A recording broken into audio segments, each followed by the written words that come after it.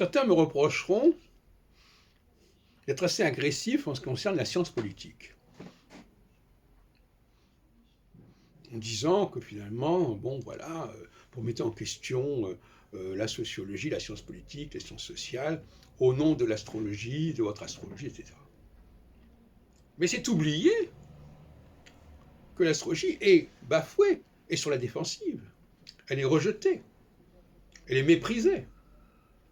Et donc par conséquent, qui est-ce qui attaque qui?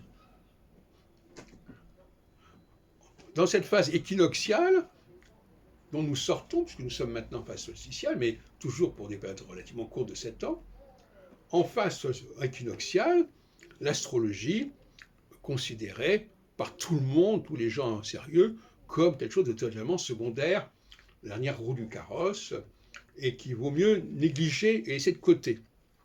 Et tous ceux qui veulent s'occuper un peu d'astrologie sont plus ou moins stigmatisés, y compris dans leur carrière universitaire et autres. Bon. Mais en réalité,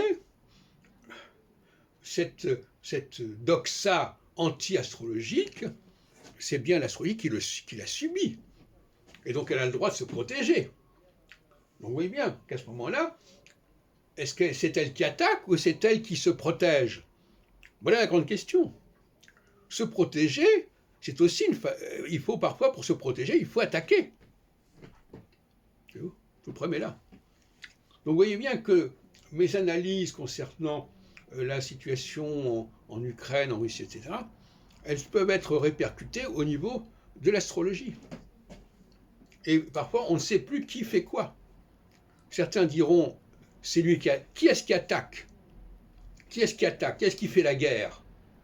On ne sait plus qui fait la guerre, finalement. On ne sait plus qui se défend. Et souvent, il y a un renversement.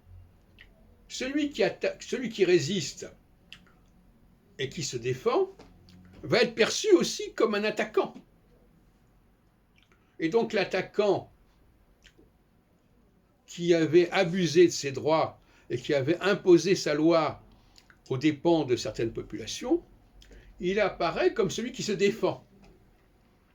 Donc on voit que celui qui se défend est aussi assimilable à celui qui attaque, et que celui qui attaque est aussi assimilable à celui qui se défend.